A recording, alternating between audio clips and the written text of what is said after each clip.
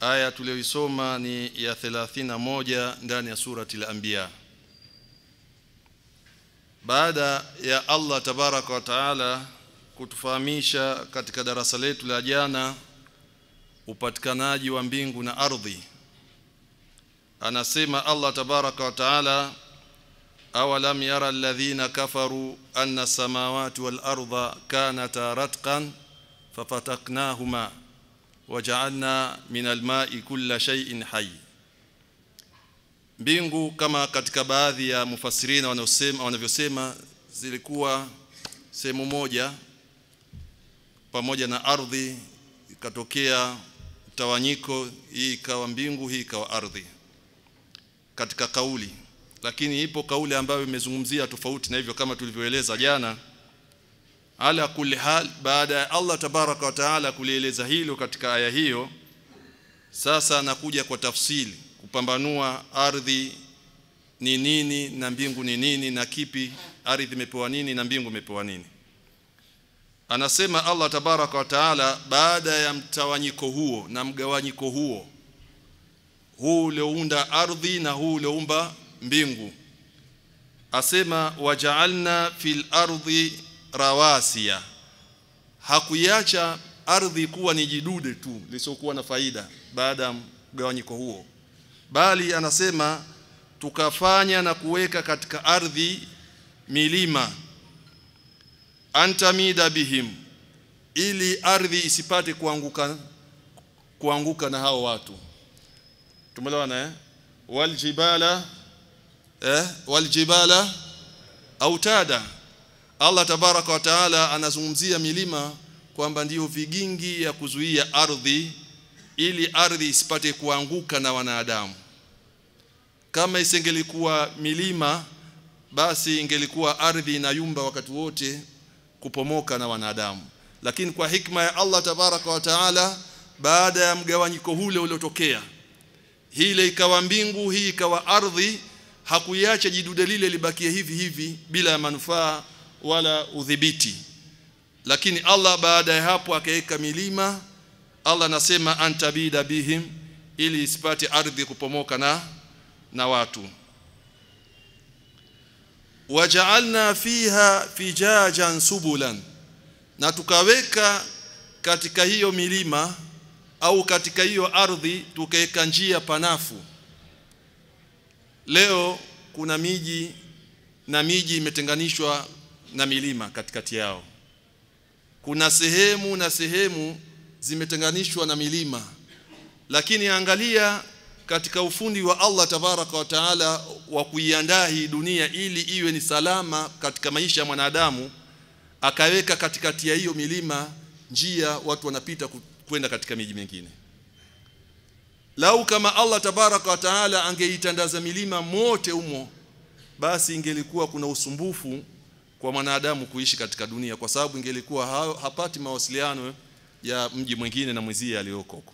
Lakini katika rehema za Allah tabaraka wa taala, pamoja milima ameiweka ni visiki na vigingi vya kuzuia ardhi, lakini pia ameandaa mazingira bora katika maisha ya mwanadamu, katika kutembea, kutafuta riziki, kusalimiana na wenzie, akapasua katikati ya milima ikawa njia zinatokea.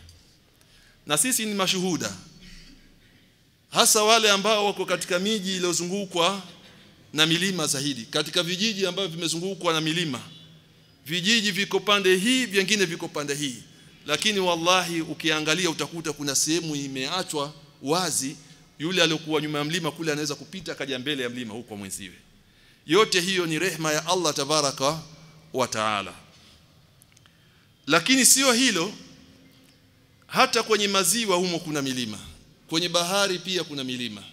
Kama unavyoona nchi kavu huku juu, ukaona mlima umeinuka hivyo, kwenye maji mule pia mna milima izekawa mikubwa kuliko hii unaoshuhudia huku.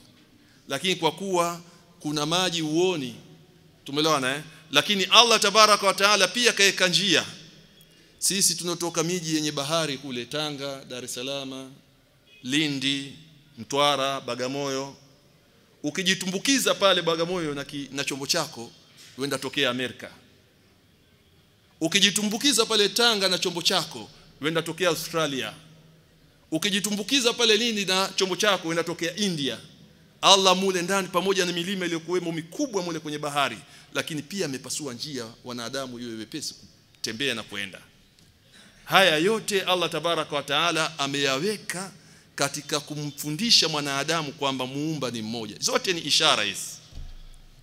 Zote Allah tabaraka wa taala ameweka ni ishara mwanadamu apatepo kujua ukubwa wa Allah tabaraka wa taala na ajisogeze kwake yeye katika kumwabudu. Waja'alna fil ardi rawasiya an tamida bihim. Watu wa geolojia wanasema mlima unavyoona juu, chini ya ardhi unaenda vile vile. Ukiona kijichuguu kimeinuka kidogo, basi uko chini pia kimeenda kidogo tu. Lakini ukiona ngoma imeinuka hasa, basi ujue hata chini. Tumeelewana ili ule udhibiti upatikane. Haiingii akilini kwamba iwe ndio vigingi vya ardhi alafu juu iende sana lakini chini iwe juu tu hivi. Sasa udhibiti utakuwa wapi? Lakini wanathibitisha wataalamu kwamba mlima kwenda juu na chini umeenda hivyo hivyo kama ulivyokuwa juu, ili lithibitike lile la Allah tabaraka wa taala kwamba milima ameiweka ili iwe ni nguzo katika kuizuia ardhi.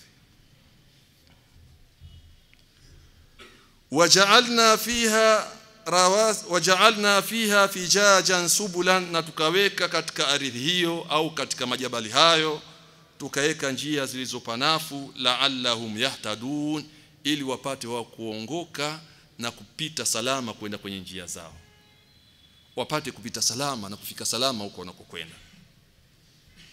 Haya ni baadhi tu ya yale ambayo Allah tabaraka wa taala yamtanu bihi, tumeelewana, katika neema alizoziweka katika ardhi. Ni machache tu, lakini ukijiangalia kuna mambo mengi Allah tabaraka wa taala ametuwekea katika ardhi. Tumeelewana. Allah ameweka mito, ameweka mimea, ameweka rutuba, ameweka kila kitu. Hivi vyote vimsaidie mwanadamu asiwe na usumbufu baada ya kuja kwake duniani. Waja'alna as-samaa saqfan mahfudha. Allah baada ya kuizungumzia ardhi, ule mtawanyiko ulitawanyika, ule likawa jidude tu huku na kule ikawa ndude tu. Allah ndo akaweka vitu vyake hivyo. Sasa katuambia kwa uchache kwenye ardhi, anageukia kwa mbingu sasa. Alam yara alladhina kafaru anna as-samawati wal ardha kanata ratqan, zilikuwa kitu kimoja, Allah akazitawanyisha, likaja jidude huku na kule dude. Kwa hiyo Allah akaweka vitu ambavyo vitakuwa na manufaa ya maisha ya mwanadamu. Waja'alna as-samaa, na tumeifanya mbingu saqfan mahfudha, ni sawa na dari ambayo imehifadhiwa na kila tatizo. Mbingu ukilinganisha na ardhi, Allah ameifananisha kama ni dari, kwa sababu dari tumeona hapo juu kumewekwa vizuri na ardhi mfano wa hii kapeti huku chini. Kwa hiyo Allah tabaraka wa taala ameiandaa mbingu au ameweka mbingu kama vile dari, na wanadamu ni wafundi wa kuigiza. Tumeona angalia madari yetu sasa hivi alivyokuwa na nakshi, yani kama watakawachukulie ule mfano wa Allah alivyoipamba mbingu. Inna zayyana as-samaa ad-dunya bizinatil kawakib. Allah anasema tumeipamba mbingu hii ya mwanzo hii, tumeipamba sana na nyota, tumeipamba sana na nyota. Na sisi utaona mtu kapiga gypsum, kaika vijitahataa, ili mradi na yeye afuate kule. Twapenda pia dari zetu ziwe nzuri kama dari ya Allah tabaraka wa taala ilivyokuwa nzuri. Walillahi almathalul aala. Lakini kubwa aliyolizungumzia Allah dari yake aliyoiweka, kaisifu na sifa akasema mahfudha, hiyo imehifadhiwa. Badala ya kuiweka dari yake, Allah amehifadhi na nini? Amehifadhi na mambo zaidi ya moja. Kwanza amehifadhi dari hile sio kama dari zetu. Hii rangi unayoiona hapa iliyopo, hizi taa unazoziona hapa, huenda baada ya miaka kadhaa zitakuja kubwa tena rangi. Na hizi taa kuna wakati zitakufa au zitakuwa zimepitwa na wakati, zitaletwa nyingine. Lakini sio dari ya Allah tabaraka wa taala, ni mahfudha, imehifadhiwa kutokana na kuharibika na kupitwa na muda. Tokea tuzaliwe sisi mpaka hivi leo, mbingu iko vile vile. Ukiamka asubuhi iko hivyo hivyo, ukilala iko hivyo hivyo. Hakuna siku ambayo ina mabadiliko. Mbingu iko vile vile. Utakuta siku kwamba kuna watu wamepanda au malaika wametumwa wakazibetobo sehemu fulani kumetoboka, au sehemu fulani rangi imekuwa imefifia mno ukilinganisha na upande mwingine. Iko hivyo hivyo ilivyoumbwa na Allah tabaraka wa taala. Lakini hilo pia kuna hifadhiwa hiyo mbingu na mashaitani. Tulizungumza katika darasa la jana au ya juzi kwamba mashaitani kabla ya mtume Muhammad sallallahu alaihi wasallam walikuwa wanaenda kusikiliza wahi. Malaika wanapoambiwa habari na Allah tabaraka wa taala, na malaika wanapowaambia malaika wenzao kwamba ardhini kumepelekwa amri fulani, kuna baadhi ya mambo wanayanyaka. Tumeelewana Wale mashaitani wanapopata moja katika habari zile zinazoletwa ardhini, wao wanaongeza 9. Kwa hiyo 9 yote yaweza akawa ni ya urongo, lile moja tu ndio likawa ni la kweli. Walikuwa wakifanya hivyo paka alipotimilizwa Muhammad sallallahu alaihi wasallam, habari ikawa imebadilika. Inna kunna nasma'u maqa'ida lis-sam, naqudu maqa'ida lis-sam, faman yastami' al-ana yajid lahu shihaban rasada. Wakawa wanaulizana, mbona sisi tulikuwa tuna viti vyetu vya kusubiri habari huko mbinguni, habari zikitolewa tunazisikiza, mbona sasa hivi hakuna habari hizo na tukienda tupigwa na vimbondo? Wakawa hawajui kuna nini ardhini. Lakini yasemekana walimfuata Ibilisi mashaitani kwamba kumwambia mzee, mbona tukienda nyaka zile habari twapigwa sasa hivi tofauti na mwanzo? Inna kunna naqudu maqa'ida lis-sam', mwanzo tulikuwa tukaa vizuri kusubiri habari mbinguni, lakini sasa hivi anakwenda kusikiliza habari apigwa na kimondo. Mzee, kuna nini? Hujapata yote? Akatuma jeshi lake Ibilisi, hebu nitafuteni kuna nini huko. Akatafutwa akaenda kutoa kuna Muhammad sallallahu alaihi wasallam, kumbe amepewa wahi alinganie watu. Wakajua ni huyu tu, hizi habari zimebadilishwa kwa sababu ya huyu. Kwa hiyo wakawa kuanzia siku hiyo mpaka hivi leo shetani hawezi kwenda kusikiza tena kuiba habari za mbinguni, isipokuwa akifika anapigwa kimondo, anakimbia au kinamaliza. Na hivyo Allah ndio ameyazungumza hayo kwenye Qur'ani, kwenye sura mbalimbali, kwenye aya mbalimbali. Anasema walaqad ja'alna fis samai burujan wa zayyanaha linadhirin, hakika tumeweka katika mbingu, tumeweka nyota za aina mbalimbali na tumeipamba mbingu kwa wale wenye kuangalia. Mwenye kuangalia akiangalia mbingu anafurahika wakati wa usiku, anaona kuna nyota zina nini hivi na hivi. Wa hafadhaha min kulli shaytani rajim, na tumehifadhi mbingu kutokana na mashaitani walioasi. Tumeelewana? Mwanzo walikuwa waenda, lakini sasa hivi mbingu imehifadhiwa, ina ulinzi mkali. Hakuna shetani anaweza kwenda kuiba habari tena kwa sababu ina ulinzi mkali. Tumeelewana illa man istama'a as-sarqa illa man istaraqa as-sam'a fa atba'ahu shihabun mubin, isipokuwa wale ambao wanaenda kujificha kutega sikio, lakini wakigundulikana wanapigwa na kimondo kilichokuwa wazi na kuwamaliza. Kwa hiyo ikawa imehifadhika, na Allah tabaraka wa taala amelithibitisha hilo kwenye aya hii tulionayo hapa kwamba tumeiweka mbingu ya dunia hii kama dari katika ardhi, lakini vile vile ikawa ni yenye kuhifadhiwa. Imehifadhiwa kwamba haina mabadiliko, haiharibiki, lakini pia imehifadhiwa haitembelewi tena na mashaitani waasi wale kama ilivyokuwa kabla ya Muhammad sallallahu alaihi wasallam. Waja'alna as-samaa saqfan mahfudha, na tumeifanya mbingu kama dari vile ambayo imehifadhiwa. Wa hum an ayatiha mu'ridhun, na wao washirikina na makafiri ni wenye kuzipinga ishara zake hiyo mbingu. Mbingu pia ina ishara zake za kumtambulisha Allah tabaraka wa taala. Ukiangalia mbingu basi utapata ishara kwamba Allah yupo. Tumeelewana Lakini kwa yule mwenye umakini wa kuangalia jambo kwa mazingatio, kwa sababu kwenye mbingu kuna nyota, kuna jua, kuna vitu vingine vya maajabu ajabu, vyote hivi ni kutambulisha uwepo wa Allah tabaraka wa taala. Lakini makafiri na washirikina Allah anawasifu, anasema wahum an ayatiha adhamir yarji ila samaa, lakini wao makafiri ni wenye kuzipinga ishara na aya zilizopo katika mbingu za kumtambulisha Allah tabaraka wa taala. wa huwa alladhi khalaqa al-layla wan-nahara wash-shamsa wal-qamara kullun fi falakin yasbahun. Ni yeye ambaye ameumba usiku na mchana na akaumba jua na mwezi. Kullun fi falakin yasbahun, kila kimoja kiko kwenye muhimili wake kikiogelea kama anavyoogelea samaki bila tabu. Tumeelewana? Wa huwa alladhi khalaqa al-layla wan-nahara, na yeye ndiye aliumba usiku na mchana, wash-shamsa wal-qamar, na akaumba jua na mwezi. Kullun dhamiru au tanwini iwadhun an al-kalimati mahdhufa taqdiruhu kullu wahidin minha fi falakin yasbahun. Kila kimoja katika hivyo viko kwenye muhimili wake. Jua liko kwenye muhimili wake, linazunguka hapo. Mwezi nao uko kwenye muhimili wake. Dunia nayo iko kwenye muhimili wake. Kila kimoja. Kutembea jua ndio tupata nini? Watu wa jiografia siwamu. Jua kutembea ndio tupata nini? Dunia inajizungusha kwenye jua. Dunia inajizungusha kwenye muhimili wake. Na jua alizunguki. Washamsu tajri limustaqarri laha dhalika taqdiru al-aziz al-alim. Wasema alizunguki. Allah asema linazunguka. Linapita kwenye muhimili wake.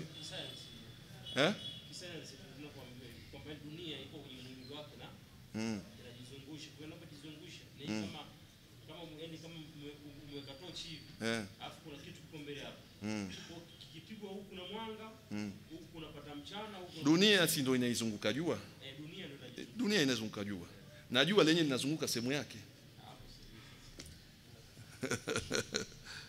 Liko kwenye muhimili wake. Allah amesifu washamsu tajri. Unajua maana jarayan. Jarayan ni kwenda kwa speed. Ndio maana jarayan. Lakini linajizunguka pale sehemu yake. Wallahu aalam. Hivyo ndivyo. Lakini wanasayansi si ndio tuambia mwanadamu wa kwanza alikuwa nyani. Umesahau shekhi? Si ndio waliotuambia au mkusoma wazee? Hapo jana sasa hivi naona imeondolewa salabasi hiyo, lakini sisi tulimalizia. Tulikuwa kila siku tunajiangalia kumbe sisi tulikuwa nini? Lakini sivyo. Tumeelewana? Wallahu aalam. Allah anasema tuko wapi?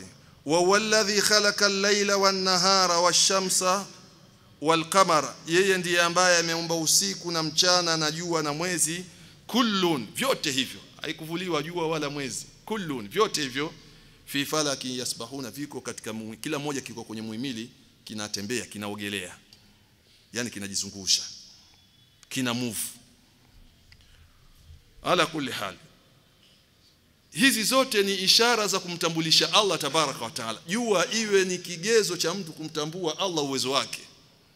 Mwezi Allah ameweka pamoja na manufaa mengine, lakini iwe ni kigezo pia cha mtu kumjua Allah tabaraka wa taala.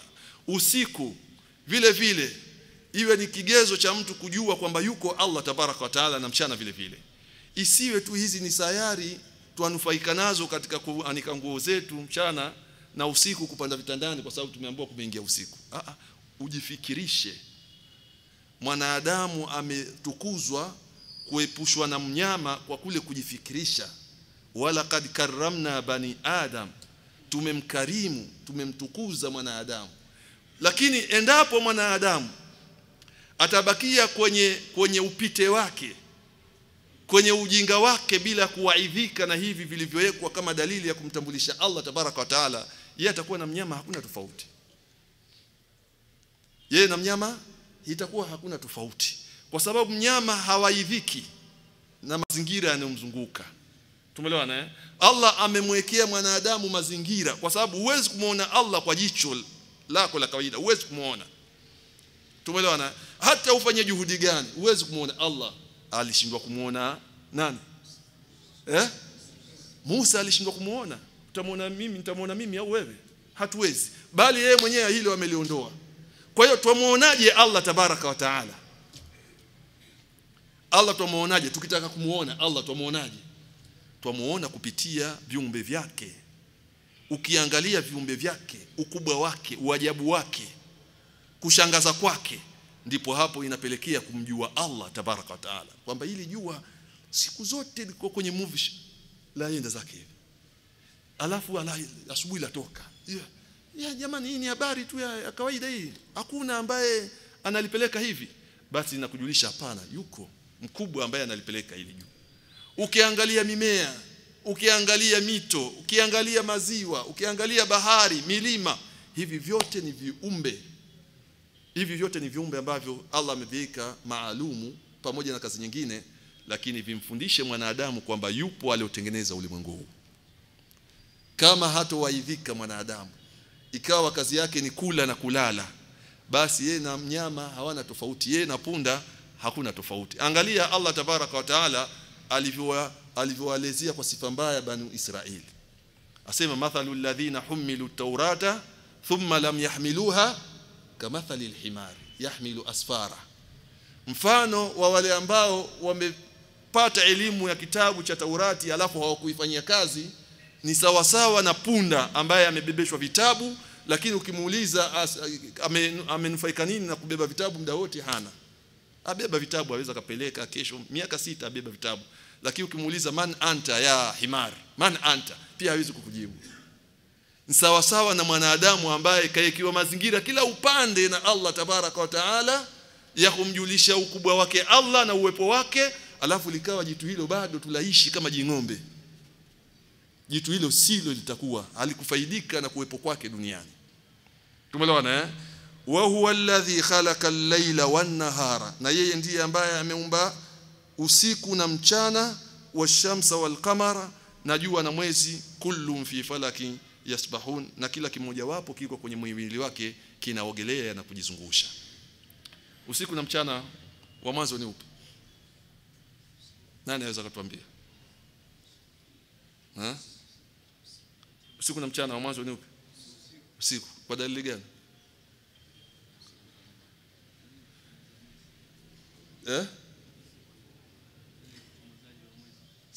Dalili ya kuchomoza mwezi. Mwezi wa chomozaje?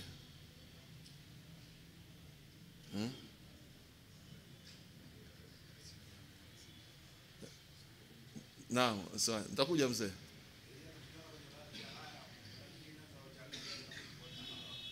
Ayataini. Asante, mumtaz. Tumsikize mzee naye. Siku inaanza magharibi. Siku inaanza magharibi. Kwa hiyo ulimwengu ulianza kumove katika magharibi. Unayo dalili?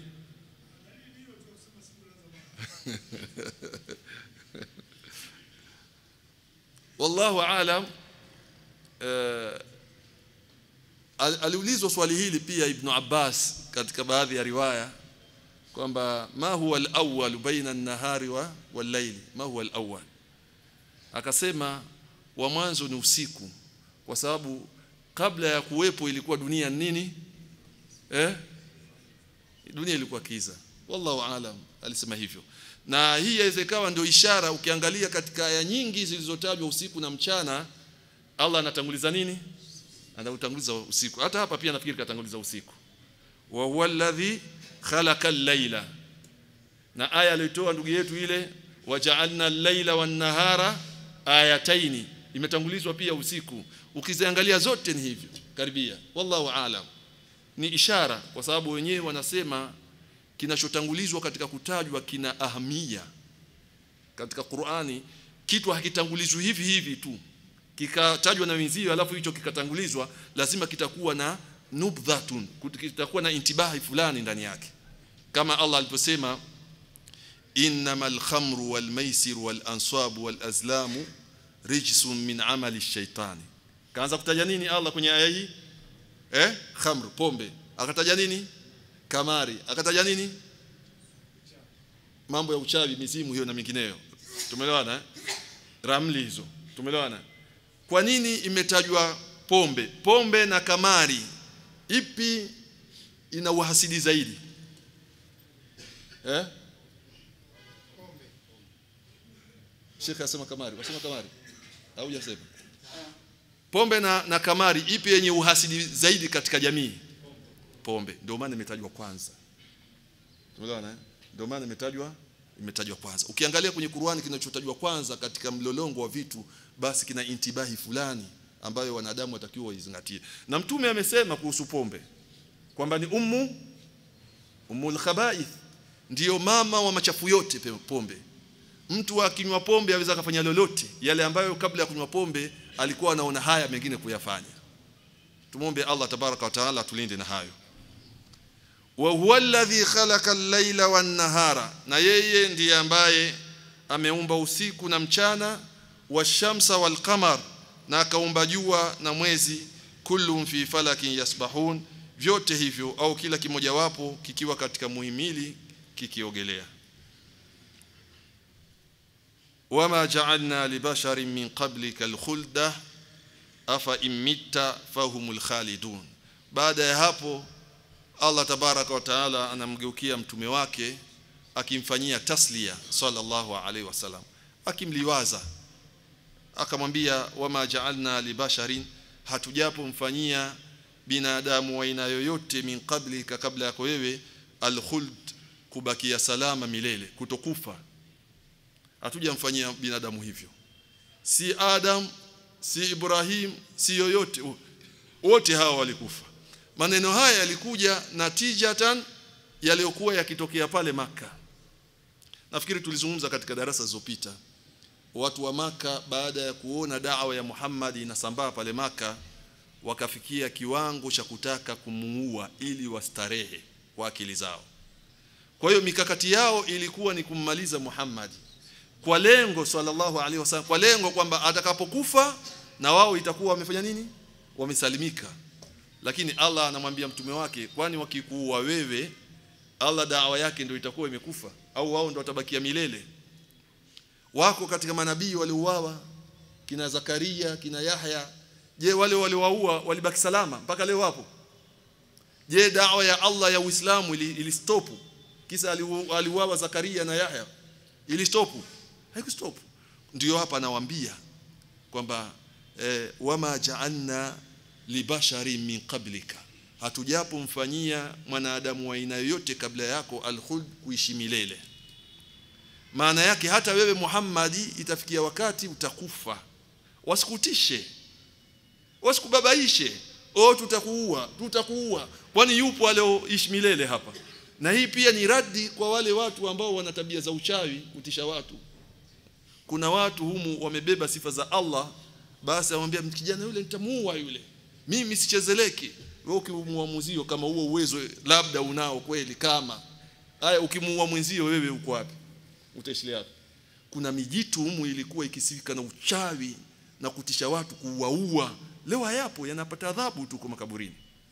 Kwa hiyo wewe usitishe mtu kuua, usimtishe mtu kumdhuru, usitishe mtu. Wewe pia ni mtu ambaye waenda umesimama kwenye foleni. Wenyewe wanasema sisi tuko kwenye foleni, tuenda mmoja mmoja. Sasa yeye tuamtisha mzee, utaniona wewe. Wewe nani wewe? Utakuniambia mimi utaniona. Wewe nani wewe? Alafu mwisho wa yote wewe utaenda wapi? Tumeelewana? Kwa hiyo hakuna kiumbe Allah aliyomfanyia kuishi milele katika dunia hii. Hakuna kiumbe huyo. Na Allah katika ufundi wake ameileta kwa nakiratun fi siyaqi nafi liifadati ta'mim, kwamba hakuna kiumbe yoyote awe alikuwa na mamlaka katika ardhi, awe alikuwa na utawala kwenye ardhi, awe alikuwa na pesa, awe alikuwa na jaha, wote hao walipita pamoja na vyote walivyokuwa navyo, lakini Allah hakuwabakisha kuishi milele katika dunia. Wewe Muhammad utaishi milele? Utaishi milele. Huyo anakutisha ataishi milele? Utaishi milele. Ukimuondoa huyu kama unavyodai mwenyewe, na wewe utafuata safari. Kila mmoja ataondoka na siku yake, na wala huna uwezo wa kumuondoa mtu dunia hii. Hakuna mwenye uwezo huo. Fatishana tu. Kila mmoja ataondoka kwa siku yake. Ikifika siku, wallahi hata wakusanywe watu wa aina gani,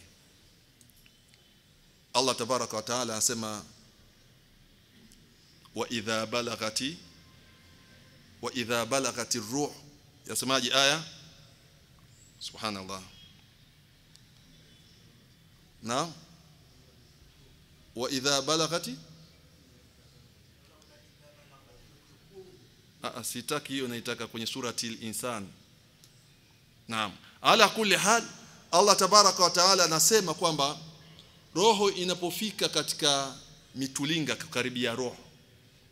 Tumeelewana eh? Kwa sababu roho inapotolewa inaanza kutoka kwenye miguu, kwenye vidole. Mwanadamu Naam, asante. Roho inapotolewa kwa mwanadamu inaanza kutoka kwenye vidole. Inakuja kwenye miundi, inakuja kwenye magoti, inakuja kwenye mapaja, inakuja kwenye kifua, mpaka inafika hapa. Inapofika hapa ndio Allah anasimulia, anasema kalla idha balagati taraqi wa qila maraq. Kumbuka, sio hivyo. Kumbuka roho inapofika katika mitulinga hii. Taraqi ni hii mitulinga, hii mishipa ya kifua hii. Kalla idha balagati taraqi, roho inapofika kwenye hii mifupa ya kifua, wa qila maraq. Hapo sasa Allah atawaambia, yuko wapi mganga mgange huyu roho isitoke? Si magangana nyinyi? Tumeelewana eh? Huyu akawa umwa, mkamtafutia mafushofusho, mkamfukiza, huyu mkamtafutia dawa, mkamnyesha, alafu mambo yakawa mazuri, mkasema jamaa fundi sana bwana. Kama sio fulani angekufa yule. Nani kakwambia kama sio fulani angekufa? Sasa Allah tabaraka wa taala wakati roho ameifikisha hapa kwenye mishipa ya kifua, sasa hapo watakutana waganga wote. Kuna watu wanapokuwa wagonjwa, check up yao inakuwa nje ya nchi, au sivyo? Wale mabwana mafundi, wallahi mafundi, mimi niliwahi kuipata neema hiyo ya kuwaona wenzetu matibabu yao ilivyokuwa Saudia. Saudia nilivunjika mguu tu mimi, lakini inaya nilikuwa nikipewa wallahi ni ajabu, tofauti na matibabu huko kwetu. Lazima tukubali hii, lazima tuseme wenzetu walivyo, wana inaya ya hali ya juu. Sasa kuna watu wenye mapesa yao humu, check up tu ni nje, utasikia India, utasikia sijui wapi, na ukifika kule kila baada ya muda fulani anakuja daktari, anakuja kupima pressure. Yani kwa siku ile pressure inaweza kupimwa hata mara 6.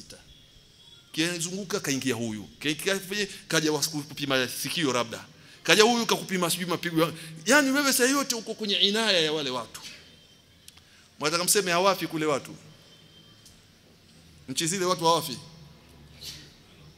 Kwa hiyo hizi tiba tunazopeana ni sababu tu, lakini ikifika Allah tabaraka wa taala ndio hapo anapowaambia waqila maraqi. Kama vile anasema iteni waganga wenu, basi mimi naitoa hii roho. Jamaa yenu nachukua roho hii, waiteni waganga wenu waje mgange huyu. Na waganga kweli wataitwa, utasikia mpigie simu daktari nani kule. Mwingine yule achana naye, yule ana gozi, mpigie fulani atakuja haraka, yule ni mzuri. Watakutana waganga pale. Kwa wale ambao Allah ameondoa imani zao, hapo patakuwa watu wa manyanga wapo hapo, watu wa tunguri wapo hapo, waganga wa hospitali wapo, daktari yule mgonjwa kazunguka kwa kila upande. Lakini Allah naye bado ivuta pole pole roho yake. Waqila man raq waltafati saq bisaq ila rabbika yawma idhinil masaq. Allah anasema mtaita waganga mpaka mtachoka. Hii itatoka pole pole tu. Na pale wakati ule yule mwenyewe mwenye kugangwa kashajua kwamba mimi nafa. Yani kuna wakati mwanadamu ajua sasa haya ni mauti. Maana kashaona ile mukadima. Nyinyi kila mnavyofanya tiba, mnavyofanya nini, yeye aona mimi kufa. Wa dhanna annahu alfiraq. Pale ndipo anapojua mtu kwamba sasa mimi naaga dunia. Kwa sababu kuna hali ikikufikia hiyo, sio hali ya kikawaida, bali kuna mukaddimati mtu anaonyeshwa za kule anakokwenda. Kama alivyosema Mtume sallallahu alaihi wasallam, kila mmoja wetu, Mtume anasema kila mmoja wetu ima ana sehemu peponi au ana sehemu motoni. Kama vile ilivyokuwa viti vya bungeni. Si mbunge ana kiti chake na kila mwanadamu ana kiti chake motoni na ana kiti chake wapi? Peponi. Sasa Allah atakayemuwafikisha kufanya matendo mema, basi kile kiti chake cha motoni kitarithiwa na watu wabaya. Na yule ambaye atafanya matendo mema kuingia motoni, kiti chake kitabakia wazi kule peponi. Allah atawarithisha watu wema kiti kile na sehemu ile. Kwa hiyo yule mwanadamu anapokuwa kwenye hali ya umahuti ule mwanzo, analetewa picha. Ndio pale Allah anasema wa dhanna annahu alfiraq. Hapo ndipo mtu anapopata yakini. Dhana ya hapa maana yake ni yakini. Pale mgonjwa ndio anapata yakini, sasa mimi nakimbia dunia. Kwa sababu anakuwa na picha, malaika wanamletea, wanamuonyesha kwamba wewe ungelikuwa mwema sehemu yako ndo hii hapa. Wanamuonyesha kile kiti chake cha peponi, ulikuwa uende hapa. Basi utamwona mtu kama ni muovu anashangaa, kama ni mwema mtu anafurahi, anaambiwa wewe kwa sababu ni mtu mwema sehemu yako hii. Lakini ungelikuwa muovu anaonyeshwa sehemu ya motoni, ilikuwa uende hapa, lakini kwa kuwa ni mwema waenda hapa. Mtu anafurahi, ndio mtu anakufa na bashasha, uso wake unavutia kwa sababu kaonyeshwa kwamba wewe ni mwema, ni hapa hii bahati yako wewe, lakini ungeenda huko. Sasa lile jitu baya lile, Allah tuhifadhi hilo, ndio aambiwa wewe ni mtu mbaya kabisa wewe. Wewe ni mtu mbaya ambaye umeishi katika dunia kwa kumchukiza Allah tabaraka wa taala. Ungelikuwa mwema ungeenda sehemu hii, aonyeshwa kiti chake cha peponi. Lakini kwa kuwa ni mbaya, makazi yako ni haya. Ndio mtu hapo kunja uso kama kalandimu, kunja uso kabisa. Mtu hapa anajiuso kama nguruwe, mtu hapa anajiuso kama, kwa sababu kaonyeshwa sehemu yake na adhabu ambazo atazipata. Huku madaktari kazi yao ni kumganga tu, watu waganga tu, hawa wafanya hivyo hawa hivi, lakini Allah yeye kazi yake anaitoa. Kalla idha balaghatit taraqi wa qila marraq waltaffati as-saq bis-saq ila rabbika yawma idhinil masaq fala saddaqa wala salla. Mwenyezi Mungu atuepushe na hali mbaya ya mauti. Sote tutakufa, lazima tukubali hilo, hakuna khiari, hakuna khiari. Aya ndo hizo zinazoonyesha. Aambiwa Mtume sallallahu alaihi wasallam, na Mtume alichaguzwa. Wasemaje Muhammad? Labda unafikra asema ar-rafiqul a'la fil janna, mimi nataka nikutane na Allah kiwa peponi. Akachagua kufa. Kama Mtume sallallahu alaihi wasallam amekufa, mimi na wewe tutabakia milele.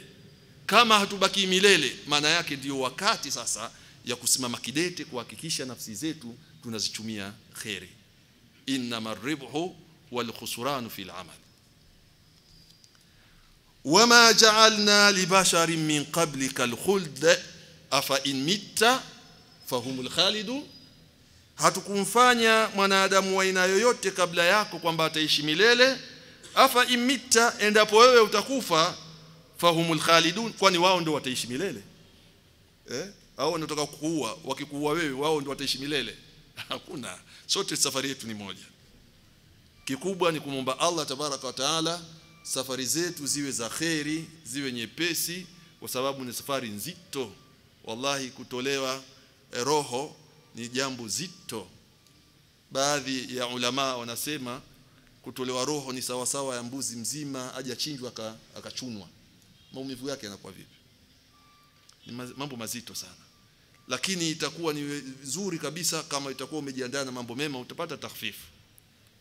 Allah tabaraka wa taala anasema wanaziati gharqa wanashitati nashta wasabihati sabha.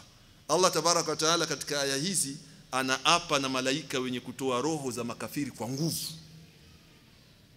Wanaziati gharqa. Hebu tusikize hilo neno lenyewe kwanza, gharqa. Wewe unajua pana kazi gani hapo? Anaapa na malaika wenye kutoa roho za watu waovu kwa nguvu. Uone huruma kwa muovu. Mwenyezi Mungu atuepushe nayo. Tolewa jiroho kama mtu anatoa jinyama vile. Wanashitati nashta. Na Allah anasema na hapa na malaika wanaotoa roho za watu wema kwa upole na nashati. Yani atolewa mtu roho huko aambiwa maneno mazuri na malaika kwamba irji'i ila rabbiki radiyatan mardiyah fadkhuli fi ibadi wadkhuli jannati. Anapewa maneno ya maliwazo na malaika.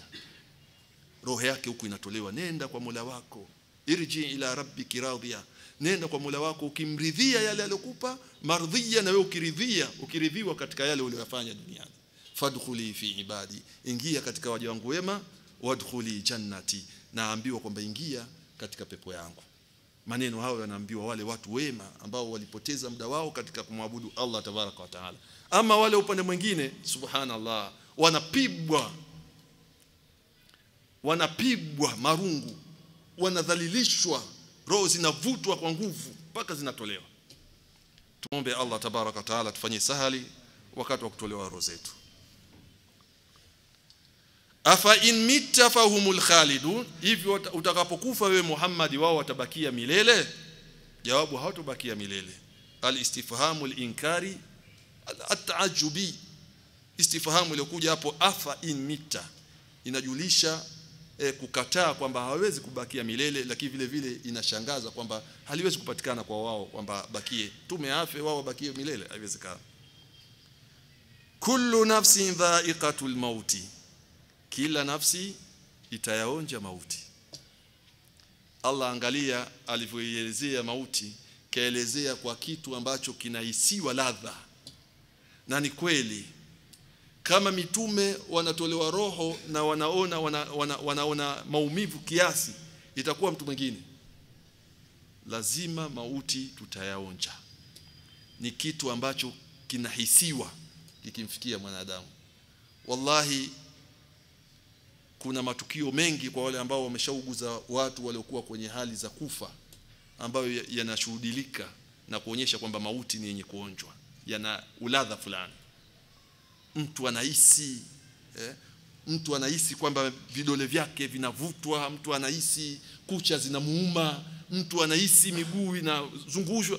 Yani wale waliouguza wagonjwa mpaka kufikia kufa, kuna mambo wanalahiv ambayo yale yanatufundisha sisi kwamba kweli mauti yana ladha fulani. Kullu nafsin dha'iqatul mauti, ni kitu kitachoonjwa, kitu ambacho kinaonjwa na kinahisiwa ladha.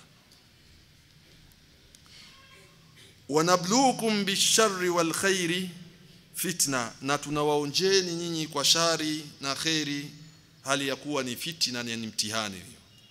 Shari, khairi, hizo zote ni mtihani kwetu sisi.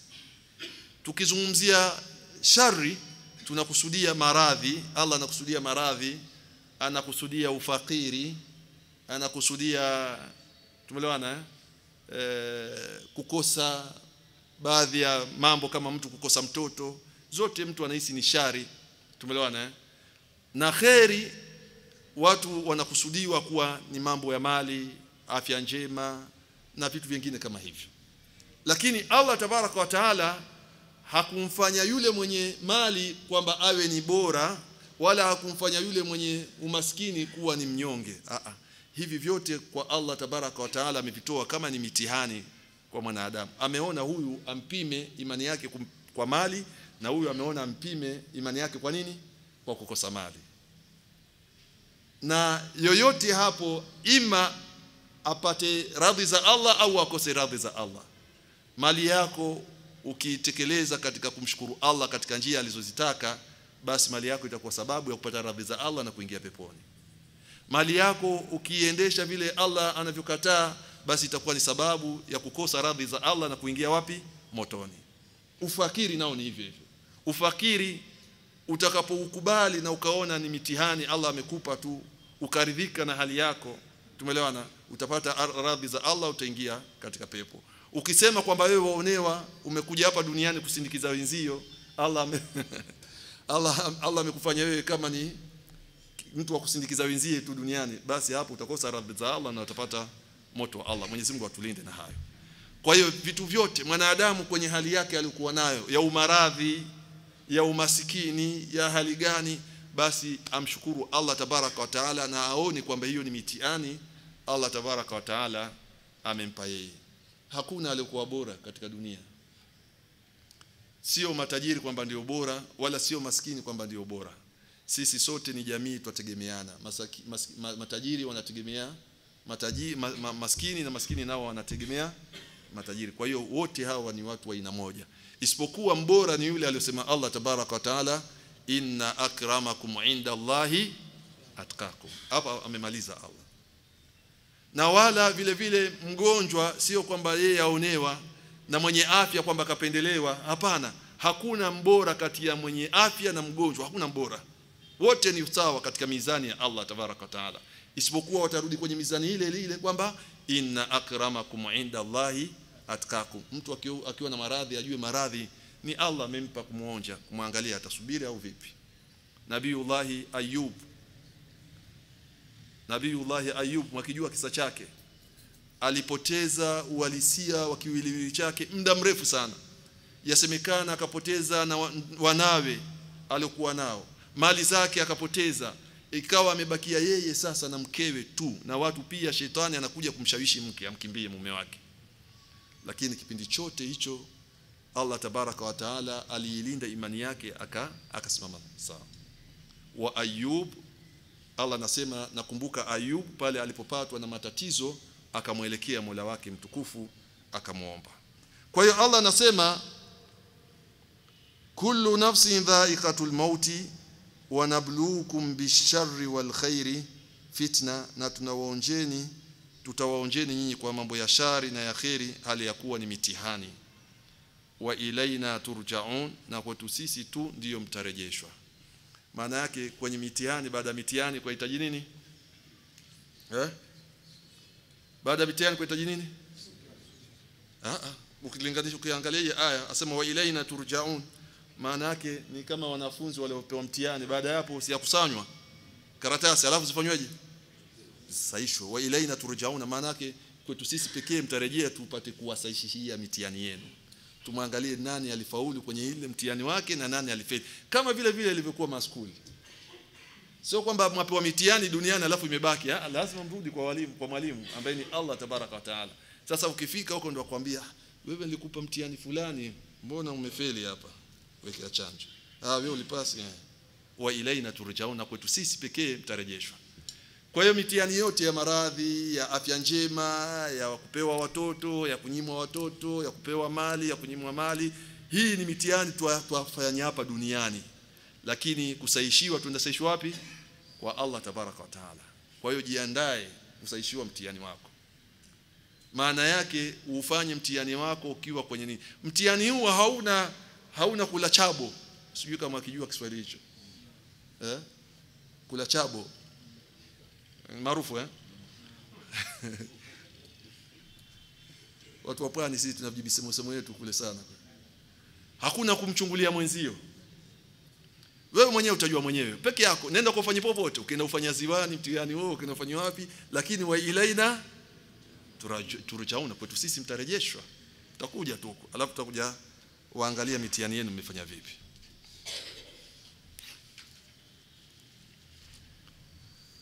Wa idha ra'aka alladhina kafaru in yattakhidhunaka illa huzwan ahadha alladhi yadhkuru alihatakum wa hum bi dhikri rahmani hum kafirun.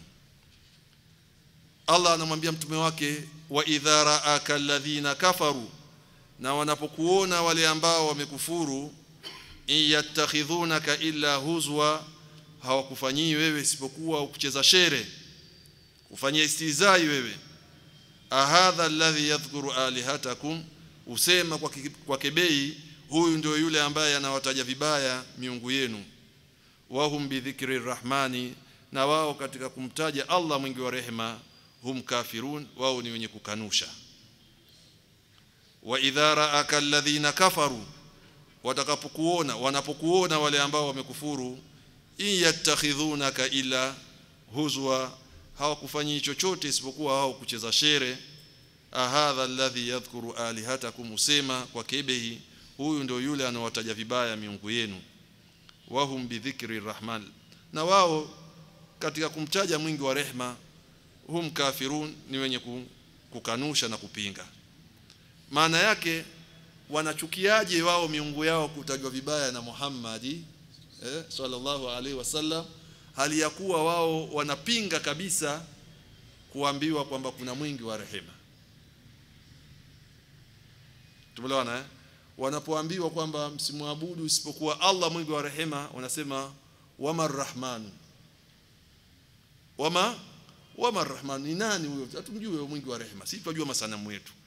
Kwa hiyo wao wanakanusha uwepo wa Allah tabaraka wa taala mwingi wa rehema, lakini wao wanachukia Muhammad kuisema vibaya miungu yao.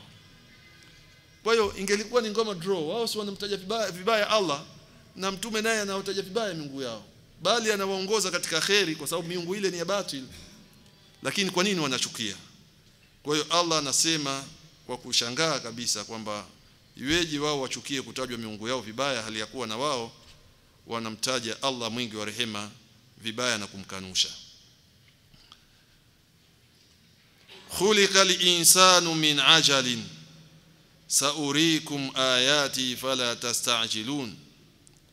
mwanadamu ameumbwa kutokana na hali ya kuwa na haraka sana mwanadamu. Khuliqal insanu min ajali, mwanadamu ameumbwa kuwa na haraka, kila kitu akitaka yeye haraka. Miongoni mwa haraka zake ni hayo. Siku moja walimwambia Mtume sallallahu alaihi wasallam, walimuelekea Allah wakasema, Allahumma in kana hadha huwa alhaqqa min indika faamtir alaina hijaratan minas samaa au itina bi'adhabin alim. Ewe Allah, ikiwa haya anayosema Muhammad ni ya kweli yatoka kwako, ikiwa ni ya kweli, faamtir alaina hijaratan minas samaa, tuteremshie mvua ya mawe kutoka mbinguni itubonde bonde, au tuletee adhabu iliyokuwa kali. Uona washirikina wasivyokuwa na akili. Badala ya kusema ewe Allah, kama haya anayosema Muhammad ni ya kweli, basi tuongoze kuyafuata. Nafikiri binadamu ungelikuwa huo tuongoze sisi tuyafuate, tupe taufiki tuyafuate, maana yatakuwa yatoka kwako. Lakini wamekuja kinyume kabisa kuonyesha ile mubalagha katika inkar, kwamba wanapinga wao piga ua, hawakubali jambo la haki pia kutoka kwa Allah. Wasema kama ni la kweli latoka kwako, haya tuletee mvua ya mawe itubondobonde sisi tufe. Wanadamu hao. Kwa hiyo haya ndio hayo Allah anosema khuliqal insan min ajalin, mwanadamu kwa kweli ameumbwa kwa kuwa na haraka sana. Wataka adhabu ikufikia haraka kabla mwenye Allah pia hajapanga, wamlazimisha Allah kuletea adhabu. Kwani amekwambia yeye atakakuletea kwa wakati huu, mbona una haraka hiyo? Tumeelewana? Kwa hiyo Allah anashangaa kwamba mwanadamu haraka hii ya sampuli gani.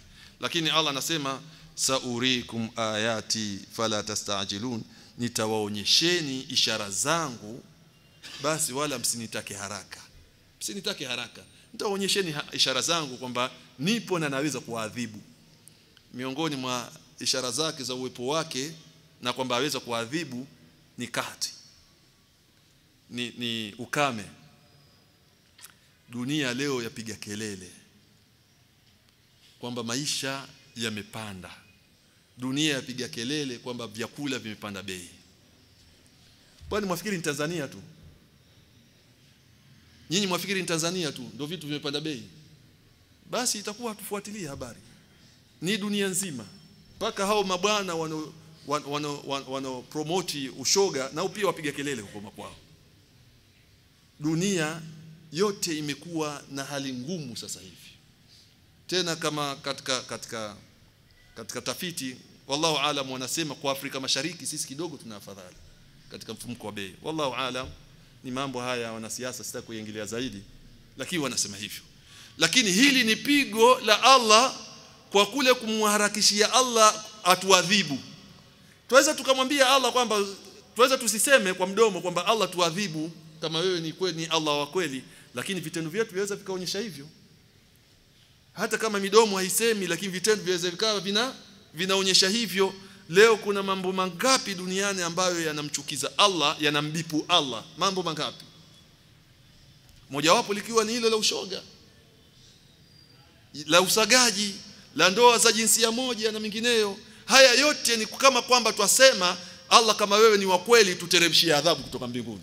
Kana kwamba twasema, hatusemi kwa midomo lakini vitendo vyetu vinazungumza.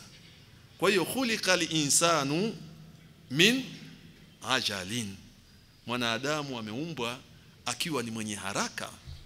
Haraka yake yaenda wapi? Lakini Allah anamwambia haraka yako hiyo nitakupa advertise. Anasema saurikum ayati fala tastajilun, nitawaonyesheni ishara za uwepo wangu, nitawaonyesheni ishara za ukubwa wangu na adhabu zangu, fala tastajilun, basi msiniharakishie. Niacheni tu, taonyesha tu moja moja. Tumeelewana?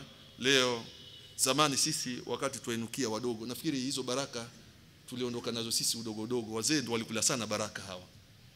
Ardhi kipindi hicho zina baraka, mtu analima robo heka.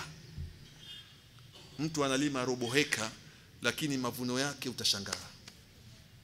Robo heka tu. Atakula yeye pale na yaweze kaja kutana na mwakani. Na hapo amechukua baadhi, amewapa ndugu wale wa karibu, jamani, haya na nyinyi takula, anaacha na mbegu za kuja panda mwakani. Leo mkulima akilima eka 10 mpaka mbegu pia hana ya kupanda mwakani. Wacha yule waenzi hizo, robo heka kapanda, kala, kasaza, kapata mpaka mbegu ya kupanda mwakani na kawapa watu. Safari hizi wapanda eka 10 na mwakani pia watafuta mbegu nyingine.